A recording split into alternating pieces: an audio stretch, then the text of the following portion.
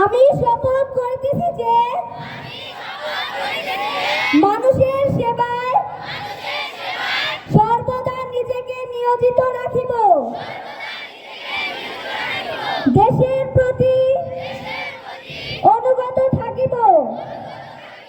দেশের একতা ও সংহতি বজায় রাখিবার জন্য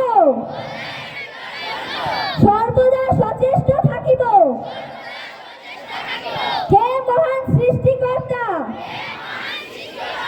আমাকে শক্তি দিন, আমি যেন